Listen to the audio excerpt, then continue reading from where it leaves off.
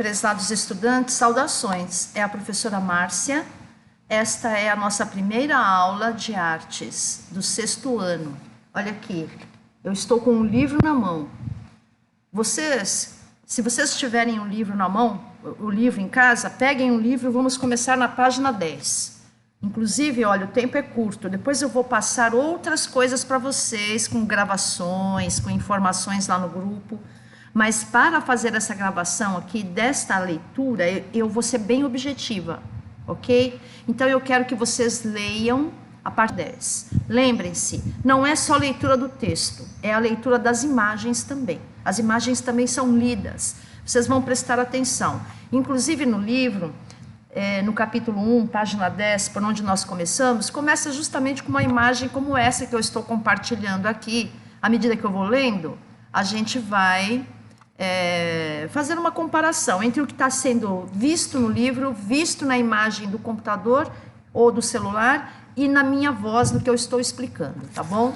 Então, eu estou aqui, ó, capítulo 1, tá? Capítulo 1 do nosso livro, e o tema é Onde está a arte na vida? E aí a gente vê essas imagens aqui, que são imagens daquelas casinhas que tem naqueles morros, que nós costumamos chamar de favelas. A gente vê que são casas bem pobres, sem acabamento, todas muito apinhadas, sem espaço de lazer, uma apinhada na outra, uma coisa assim bem preocupante, né? E a gente vê também a imagem fixada nessas paredes de olhos de pessoas, tá? Então, o nome dessa exposição aqui, dessa imagem, foi um trabalho artístico realizado com esse tema, tá? Sobre os lugares mais empobrecidos, que a gente pensa que não existe arte nesses lugares, mas nesses lugares existe arte também, ó. Detalhe de ação artística, 28 milímetros. Women are heroes. 28 milímetros, mulheres são heroínas, em tradução livre, realizada em 2008 pelo fotógrafo J.R. na favela do Morro da Providência, no Rio de Janeiro, no estado do Rio. Então, eu vou ler para vocês. Onde está a arte na vida? É o nome do texto, tá? Ao fazer esta pergunta no título deste capítulo, confiamos em que a arte esteja, sim, inserida em seu cotidiano, despertando diferentes sensações, percepções, sonoridades e movimentos, explorando e incentivando novas e diversas possibilidades de reflexão e atuação ao seu redor. Então, o que o texto já está dizendo logo de cara? Quem escreveu esse texto está dizendo que espera que você, que está estudando, tenha na sua vida algum contexto de arte. Ou seja, através das sensações, das percepções, da sonoridade, dos movimentos. Lembra no videozinho que eu postei na aula passada? A arte é isso, é trabalhar percepção de mundo. Vocês precisam ficar mais atentos, despertar para a vida, despertar para vocês não serem o quê? Feitos de bobos ou coisa assim. Vocês têm para vocês se defenderem, porque através das imagens e dos textos e de tudo que a gente faz, muita ideologia é transmitida para as pessoas. As pessoas menos informadas, elas são muito facilmente manipuladas em todos os aspectos. Então, a arte, ela serve para isso. Além de tudo, ela serve para nos despertar para as coisas que estão acontecendo no mundo, ok? Observe a imagem ao lado. De que modo a realidade pode ser transformada? De que forma, vou repetir, observe a imagem ao lado. De que modo a realidade pode ser transformada pelo ser humano? Por que temos a necessidade de intervir no ambiente em que vivemos? Então, essa já é uma pergunta para vocês pensarem. Eu disse, num videozinho que eu postei agora há pouco lá no grupo, eu disse, é para refletir, é para pensar sobre a leitura. Então, aqui tem uma questão para você pensar. Por que temos a necessidade... Perdão, eu estou um pouquinho resfriada. Não é Covid, é uma pequena gripe por conta dessa mudança de tempo. Por que temos a necessidade de intervir no ambiente que vivemos? A imagem mostra uma intervenção artística do fotógrafo francês J.R., que nasceu em 1983, Para realizar esse projeto, ele visitou uma série de bairros periféricos de várias cidades, entre eles a favela do Morro da Providência, na cidade do Rio de Janeiro. Lá, ele entrevistou algumas moradoras e as fotografou, ampliou as imagens de seu rosto e olhos e estampou algumas fachadas de casas desse morro com elas. Por meio dessa proposta artística, pode-se refletir até que ponto a arte é criada a partir de nossas próprias experiências e como está muito mais próxima de nós do que pensamos. É isso que os artistas vivem propondo. A arte não é só o quadro no museu, o filme na tela do cinema. Estão entendendo isso? A arte é muito mais, a arte está em toda parte. Certo? Então, olha só. Vocês vão refletir sobre esse pequeno texto, sobre essa imagem e sobre a pergunta. E é para responder isso no caderno, conforme eu expliquei. Quando a gente vai trabalhando, vão aparecendo as perguntas. Eu quero que vocês sigam aquele quadrinho que eu mandei para vocês há poucos minutos atrás. A arte é parte da vida. Ela nos identifica, nos ajuda a dizer quem somos e de onde somos. E por essa mesma razão também nos ajuda a ver os outros. Isso é importante, a arte também trabalha com isso, você perceber o outro, não ficar só achando que você é o centro do universo e que o resto do mundo não vale nada. Ao contrário, nós temos que entender que todos nós temos valor, nós e os outros, com as ideias que os outros têm. Não é só a nossa ideia que é importante. A gente tem que respeitar a ideia do outro, tem que dar espaço para o outro também, tá certo? Então, e por essa razão também nos ajuda a ver os outros com suas semelhanças e diferenças. Sempre haverão semelhanças e sempre haverão divergências, ok? Aí aqui na página 11 já tem para refletir. Então você vai ler, vai fazer tudo que tem que ser feito e vai responder essas perguntas no caderno, anotando pergunta e resposta. Virando a página, sobrevoo, no livro aqui, ó. Sobrevoo, arte no cotidiano. Então tem uma outra imagem que é para você analisar. E aí tá assim, ó, Coelho Helena. O nome da pessoa que fez essa pintura é a Helena Coelho. As Quatro Amigas, 2002. A arte é óleo sobre tela, tem 33 centímetros por 41 centímetros e está na Galeria Jacques Hardy, em São Paulo.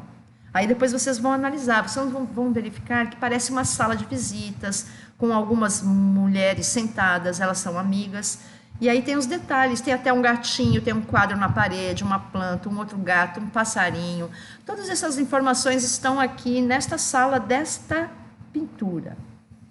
Aí está assim, olha.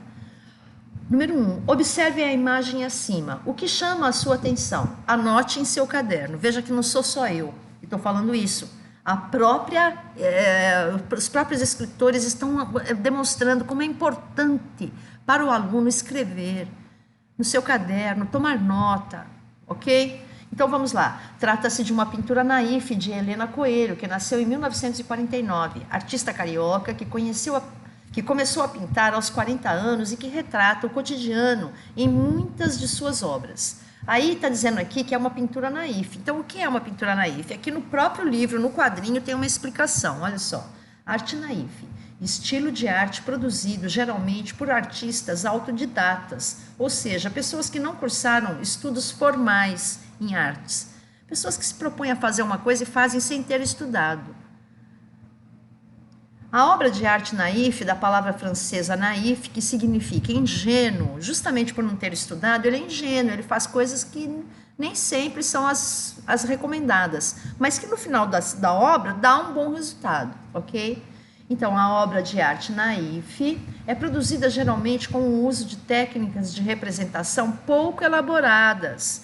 Não são artistas que estudaram anos e anos fazendo testes e testes e testes para ver com o que produzir, como produzir, que tema, que materiais. Não é uma coisa muito elaborada, é uma coisa muito simples, ok? Os artistas costumam representar os locais onde moram, fatos da atualidade, festas e tradições populares, entre outras temáticas. Continuando o texto, deixa eu ver aqui o tempo. 9 minutos. Agora feche os olhos e tente se recordar dos objetos de sua casa. Procure se lembrar de cada detalhe. Como são as paredes, o piso, os móveis, etc. Você sempre morou nela? Você sempre morou na casa onde você mora hoje? O livro está perguntando, tá? Depois vocês vão refletir sobre isso. Agora eu estou lendo para vocês. Depois vocês vão refletir e vão responder no caderno a essa atividade, tá? Desde muito cedo, nossa visão começa a ser treinada no lugar onde nascemos e crescemos, o que contribui para a formação de nossas referências visuais. E são exatamente essas referências que nos influenciam na hora de escolher uma cor em vez de outra, a preferir um tipo de organização a outro, a se identificar com uma imagem ou outra e assim por diante. E isso continua em uma constante transformação, já que convivemos com muitas imagens de nossa casa, do nosso bairro, da cidade, da natureza ao redor. Continuando na outra página. E o mesmo acontece com os sons da casa, que estão presentes em nossas vidas há tanto tempo que nem sabemos de onde surgiram. Então, vejam, aqui está falando das imagens e dos sons que, à medida que a gente nasce e cresce, nós vamos convivendo com estes sons e com estas imagens, que vão formando a nossa identidade como pessoas. Cada lugar tem essas identidades. Mesmo num país, por exemplo, aqui, no Rio Grande do Norte, existem características que são formadas nesse caminho que eu estou explicando aqui na leitura, que fazem o potiguar ser diferente do carioca, ser diferente do baiano, ser diferente do amazonense, ou do paulistano, ou do cara lá de Santa Catarina, certo? Então, cada região tem características que vão formando a identidade daquela pessoa, culturalmente, ok? Você consegue lembrar quais foram as primeiras músicas que ouviu? Talvez alguma canção cantada por pessoas da família ou tocada em um aparelho de som? Eu me lembro, meu avô me ensinava música. Quando eu era criança, meu avô me mostrava a arte da música popular brasileira, dos chorinhos, do samba, dos forrós, etc. Então eu tive, graças a Deus, eu tive essa orientação do meu avô, não só em música. Meu avô me orientou em muitas coisas. Isso é importante. Meu avô pegava livro, abria livro para a gente, mostrava, fazia a gente escrever, a gente ter caderno. Então essas coisas é que vão fazendo esse conhecimento se solidificar na vida dos estudantes. Aí aqui tem, olha, acontecimentos, imagens, sentimentos. Peraí, aqui eu estava falando, né, canção cantada por alguém da família, na televisão ou em uma brincadeira. Comente com seus colegas. Toda vez que tiver essa coisa, comente com seus colegas, a gente vai comentar sim quando a gente voltar. Em pouco tempo nós voltaremos para as nossas aulas presenciais e aí eu vou retomar isso aqui. E quem não fez vai ter problemas. Então, por favor, façam, isso é importante. Tá? Aí tem aqui, ó, bola de meia, bola de gude, tem a letra. Há um menino, há um moleque, morando sempre no meu coração. Eu vou postar no grupo a música para vocês lerem, ouvindo a música, ok? Esse é um trecho da canção Bola de Meia, Bola de Gude, de Milton Nascimento, que nasceu em 1942. E Fernando Brant, que nasceu em 1946 e morreu em 2015. Na letra, os compositores sugerem que, mesmo sendo um adulto, há um menino morando em seu coração. Olha que lindo isso. E é verdade, foi o que eu falei para vocês. Isso vai dando a identidade, a gente vai crescendo com aquilo e vai levando aquilo para a vida. Tá certo? Então, aqui está dito que há um menino em seu coração, mesmo sendo adulto, e que há momentos do passado que acompanham o seu presente. O que você acha disso? É para responder no caderno. Há algo em sua infância que você deseja que de alguma maneira fique para sempre com você? Claro que tem. Todos nós temos recordações maravilhosas em nossas vidas. Então, eu vou mandar para vocês isso, tá? E nós vamos encerrar aqui na página 14. Olha, tem uma imagem de um carrossel. Analisem a imagem. É um carrossel. Sabe aquele carrossel que gira, que tem os cavalinhos, que a gente senta e fica girando, girando? Então, aqui tem essa imagem, Marepê, Veja-me bem, 2007, instalação com carrossel, lâmpadas, maçãs do amor, acetato e tecido, dimensões variadas, Tate Moderne, Londres, Inglaterra. Então essa foi uma coisa assim presencial, uma instalação onde as pessoas podiam entrar, podiam tocar, podiam sentar. Era uma obra de arte, mas era uma obra de arte com a participação do telespectador. Não era uma coisa só de ver num quadro, ok? Aí tá aqui, ó, observe a imagem acima. Você esperaria encontrar um carrossel em uma exposição de arte? Isso é a contemporaneidade. A gente vê coisas do cotidiano tomadas como arte. E aí está escrito: muitos artistas, em algum momento de suas carreiras, produzem obras que remetem à infância. Um artista de Santo Antônio de Jesus, na Bahia, conhecido como Marepê, ou Marepê, nasceu em 1970. Fez de sua infância e de sua cidade natal inspirações para toda a sua obra. Bacias de metal, potes de plásticos, barracas de feira, algodão doce, filtros de barro, etc. Tudo isso já esteve em alguma criação artística dele, do artista Marepê. A imagem é da obra Veja Meu Bem, de 2007, que foi exposta no Tate Moderne, um museu britânico de arte moderna, lá na Inglaterra. Veja só, uma artista aqui da Bahia foi mostrar sua obra lá na Inglaterra. Então vejam, meus amores, como isso abre portas, como conecta locais, mundos, histórias de vida, ok? Então hoje nós encerramos a nossa aula aqui na página 14, tá? Agora podem aguardar que eu vou postar mais coisas lá. Um beijo, tchau!